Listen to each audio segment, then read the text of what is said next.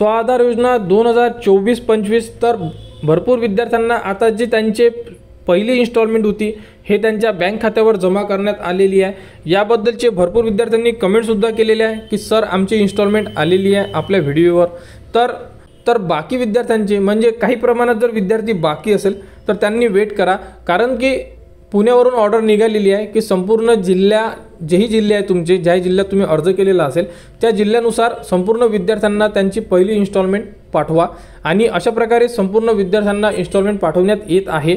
तरी समजा तुम्हाला जर कोणत्या जिल्ह्यामध्ये आहे तुम्ही XYZ, जर तुम्हाला इन्स्टॉलमेंट आली नसेल तर घाबरू नका।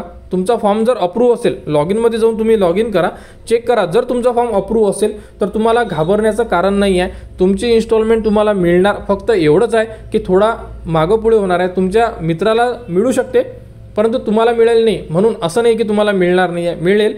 तुमचा जो नंबर असेल सिरीजनुसार तो नंबर तुमचा लेट असू शकते, त्यामुळे तुम्हाला मिळालेली नाही आहे। तर बघू शकता विद्यार्थ्यांना अखेर स्वाधारचा आधार प्रतीक्षा संपलेली आहे। समाज कल्याणकडून निधी जो होता तो वितरणास सुरुवात झालेली आहे, म्हणजे विद्यार्थ्यांच्या बँक अकाउंटवर त्यांचे जेही इन्स्टॉलमेंट असेल ते त्यांना पाठवणे सुरू झालेलं आहे। संपूर्ण विद्यार्थ्यांना म्हणजे जास्तीत जास्त विद्यार्थ्यांना इन्स्टॉलमेंट आलेली सुद्धा आहे। जर आली नसेल तर जस्ट आपण आता सांगितलेलं आहे की वेट करा, या महिन्यामध्ये संपूर्ण विद्यार्थ्यांना त्यांचे पहिली इन्स्टॉलमेंट येऊन जाणार। आणि यामध्ये भरपूर विद्यार्थी हे सुद्धा विचारत आहे की जे सेकंड इन्स्टॉलमेंट असणार आहे, तर सेकंड इन्स्टॉलमेंटसाठी आम्हाला कोणता फॉर्म भरावा लागणार का? तर असं काही नाही आहे, या अगोदर कोणताही फॉर्म भरायची गरज नव्हती। एकदा फॉर्म अप्रूव्ह झाला की पहिली इन्स्टॉलमेंट यायची तुम्हाला आणि त्यानंतर काही दिवसाने सेकंड इन्स्टॉलमेंटमध्ये सुद्धा तुम्हाला पैसे येऊन जायचे।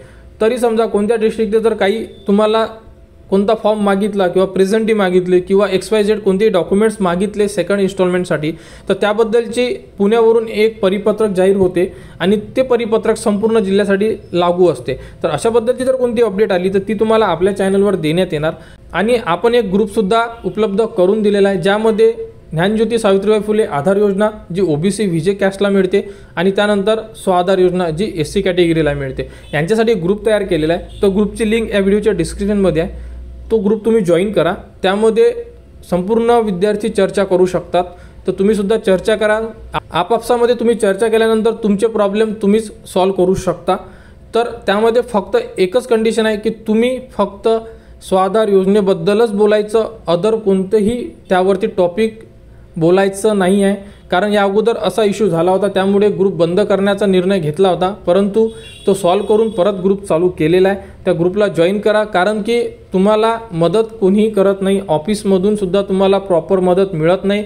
त्यामुळे वेगवेगळ्या जिल्ह्यामधून विद्यार्थी असतात, ते एका ठिकाणी जर बोलायला लागले तर त्यांना, जसं की आता एखाद्या ठिकाणी एखाद्या जिल्ह्याला जर पहिली इन्स्टॉलमेंट आली किंवा लगेच दुसरी इन्स्टॉलमेंट आली तर आपण आपल्या जिल्ह्याला सुद्धा सांगू शकतो किंवा जिल्ह्याच्या ऑफिसला म्हणू शकतो की या जिल्ह्याला आलेली आहे, आपली का बरं आली नाही आहे। त्यामुळे तो ग्रुप बनवण्यात आलेला आहे। तर तो ग्रुप जॉईन करा, त्यावरती चर्चा करा, आपले प्रॉब्लेम सॉल्व करा। काही अडचण असल्यास तुम्ही कमेंटसुद्धा करू शकता, त्यावरती सुद्धा तुम्हाला संपूर्ण माहिती दिल्या जाणार।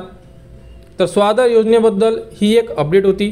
कोणतीही अपडेट ऑफिसकडून आली तर ती तुम्हाला आपल्या चॅनलवर देण्यात येणार। त्यासाठी आपल्या चॅनलच्या कनेक्टमध्ये राहा, चॅनलला सबस्क्राईब करा व हा व्हिडिओ इतरांपर्यंत शेअर करा।